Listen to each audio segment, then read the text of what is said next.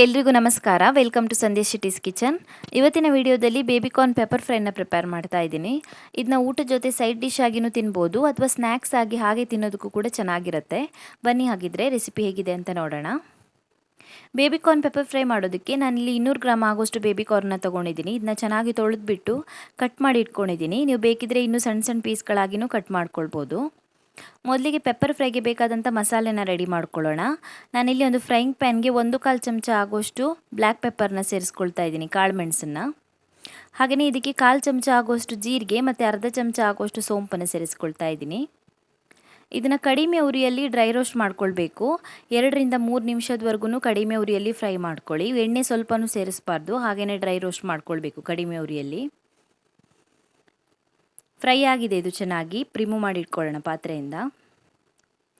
Fry ಮಾಡಿರುವಂಥ ಮಸಾಲೆ ಐಟಮ್ಸ್ನ ಒಂದು ಮಿಕ್ಸಿ ಜಾರಿಗೆ ಸೇರಿಸ್ಬಿಟ್ಟು ಪುಡಿ ಮಾಡ್ಕೊಳ್ಬೇಕು. ಇವಾಗ ಪೂರ್ತಿ ನೈಸಾಗಿ ಪುಡಿ ಮಾಡೋದು ಬೇಡ, ಸ್ವಲ್ಪ ತರ್ತರಿಯಾಗಿರಲಿ ವಿಡಿಯೋದಲ್ಲಿ ತೋರಿಸಿರೋ ಹಾಗೆ. ನಾನು ಇದನ್ನು ಪುಡಿ ಮಾಡಿ ಇಟ್ಕೊಂಡಿದ್ದೀನಿ. ಇವಾಗ ಪೆಪ್ಪರ್ ಫ್ರೈನ ಪ್ರಿಪೇರ್ ಮಾಡ್ಕೊಳ್ಳೋಣ. ಮೊದಲಿಗೆ ಒಂದು ಫ್ರೈಯಿಂಗ್ ಪ್ಯಾನ್ನ ಕಾಯಿಸ್ಬಿಟ್ಟು ಅದಕ್ಕೆ 5 ರಿಂದ 6 ಚಮಚ ಎಣ್ಣೆನ ಸೇರಿಸ್ಕೊಳ್ಳಿ. ಎಣ್ಣೆ ಚೆನ್ನಾಗಿ ಕಾದ ನಂತರ ಅದಕ್ಕೊಂದು ಸ್ವಲ್ಪ ಕರಿಬೇವಿನ ಎಲೆ, ಹಾಗೆಯೇ 1 ಚಮಚ ಆಗುವಷ್ಟು ಹೆಚ್ಚಿರುವಂಥ ಬೆಳ್ಳುಳ್ಳಿನ ಸೇರಿಸ್ಕೊಳ್ಬೇಕು. ಹಾಗೆಯೇ 2 ರಿಂದ 3 ಕಟ್ ಮಾಡಿರುವಂಥ ಹಸಿಮೆಣಸಿನ್ಕಾಯಿನ ಸೇರಿಸ್ಕೊಳ್ಬೇಕು. 30 ಸೆಕೆಂಡ್ಸ್ ಚೆನ್ನಾಗಿ ಫ್ರೈ ಮಾಡ್ಕೊಳ್ಳಿ ಎಲ್ಲವನ್ನು. ಇವಾಗ ಇದಕ್ಕೆ 2 ಚಿಕ್ಕ ಈರುಳ್ಳಿನ ಸೇರಿಸ್ಕೊಳ್ತಾ ಇದ್ದೀನಿ. ಕಟ್ ಮಾಡಿರುವಂಥ 2 ಚಿಕ್ಕ ಸೈಜ್ನ ಈರುಳ್ಳಿನ ಸೇರಿಸ್ಕೊಂಡಿದ್ದೀನಿ. ಹಾಗೆಯೇ ಅರ್ಧ ಚಮಚ ಆಗುವಷ್ಟು ಶುಂಠಿ ಬೆಳ್ಳುಳ್ಳಿ ಪೇಸ್ಟನ್ನು ಸೇರಿಸ್ಬಿಟ್ಟು ಚೆನ್ನಾಗಿ ಫ್ರೈ ಮಾಡ್ಕೊಳ್ಬೇಕು. ಈರುಳ್ಳಿ ಸಾಫ್ಟ್ ಆಗೋವರೆಗೂ ಫ್ರೈ ಮಾಡ್ಕೊಳ್ಬೇಕು. ಈರುಳ್ಳಿ ಫ್ರೈ ಆದ ನಂತರ ಇದಕ್ಕೆ 2 ರಿಂದ 3 ಚಿಟಿಕೆ ಆಗೋಷ್ಟು ಅರಿಶಿನ ಪುಡಿ, ಹಾಗೆಯೇ ನಾವು ರೆಡಿ ಮಾಡಿ ಇಟ್ಕೊಂಡಿರುವಂಥ ಪೆಪ್ಪರ್ ಫ್ರೈ ಮಸಾಲೆನ ಸೇರಿಸ್ಬಿಟ್ಟು ಚೆನ್ನಾಗಿ ಫ್ರೈ ಮಾಡ್ಕೊಳ್ಬೇಕು. ಮಸಾಲೆನ ಎಣ್ಣೆನಲ್ಲಿನೇ ಫ್ರೈ ಮಾಡ್ಕೊಳ್ಬೇಕು. ಒಂದು 2 ನಿಮಿಷದವರೆಗೂ ಕಡಿಮೆ ಉರಿನಲ್ಲಿ ಫ್ರೈ ಮಾಡ್ಕೊಳ್ಳಿ ಮಸಾಲೆನ ಎಣ್ಣೆನಲ್ಲಿನೇ.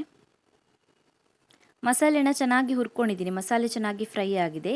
ಇವಾಗ ಇದಕ್ಕೆ ನಾವು ರೆಡಿ ಮಾಡಿ ಇಟ್ಕೊಂಡಿರುವಂಥ ಬೇಬಿಕಾರ್ನ್ನ ಸೇರಿಸ್ಕೊಳ್ಳೋಣ.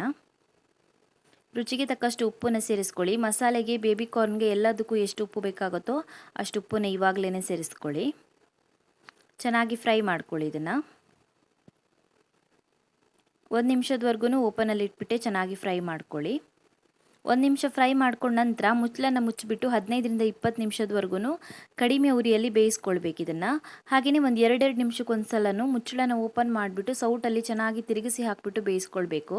ಇದಕ್ಕೆ ನಾವು ಸ್ವಲ್ಪನೂ ನೀರು ಸೇರಿಸ್ಕೊಂಡಿಲ್ಲ, ಹಾಗಾಗಿ ಒಂದು 2 ನಿಮಿಷಕ್ಕೊಂದ್ಸಲನೂ ಈ ರೀತಿ ತಿರುಗಿಸಿ ಹಾಕಿ ಬೇಯಿಸೋದ್ರಿಂದ ಮಸಾಲೆ ಚೆನ್ನಾಗಿ ಮಿಕ್ಸ್ ಆಗುತ್ತೆ. ಹಾಗೆಯೇ ಬೇಬಿಕಾರ್ನ್ ಎಲ್ಲ ಕಡೆಯೂ ಈಕ್ವಲ್ ಆಗಿ ಬೇಯುತ್ತೆ. ಸೊ ನಾನೊಂದು 20 ನಿಮಿಷ ಬೇಯಿಸ್ಕೊಂಡಿದ್ದೀನಿ. ಕಡಿಮೆ ಉರಿಯಲ್ಲಿ 20 ನಿಮಿಷದವರೆಗೂ ಬೇಯಿಸ್ಕೊಂಡಿದ್ದೀನಿ.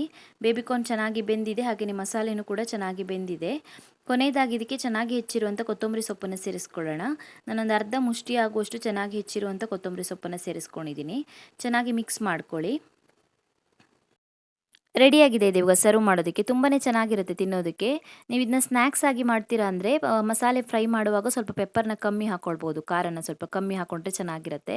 ರೈಸ್ ಜೊತೆ ತಿನ್ನೋದಾದರೆ ಇಷ್ಟೇ ಖಾರ ಸಾಕಾಗುತ್ತೆ. ತುಂಬಾ ಚೆನ್ನಾಗಿ ಬರುತ್ತೆ. ಟ್ರೈ ಮಾಡಿ ನೀವು ಕೂಡ. Thank you for watching my video. ನಿಮಗೆ ಈ ವಿಡಿಯೋ ಇಷ್ಟವಾಗಿದ್ದರೆ ವಿಡಿಯೋಗೊಂದು ಲೈಕ್ ಕೊಡಿ, ಹಾಗೆಯೇ ಕಮೆಂಟಲ್ಲಿ ತಿಳಿಸಿ ಹೇಗಿದೆ ಅಂತ. ನೀವು ನನ್ನ ಚಾನಲ್ಗೆ ಇನ್ನೂ ಸಬ್ಸ್ಕ್ರೈಬ್ ಮಾಡಿಲ್ಲ ಅಂದರೆ ಇವಾಗಲೇ ಸಬ್ಸ್ಕ್ರೈಬ್ ಮಾಡ್ಕೊಳ್ಳೋದನ್ನು ಮರಿಬೇಡಿ.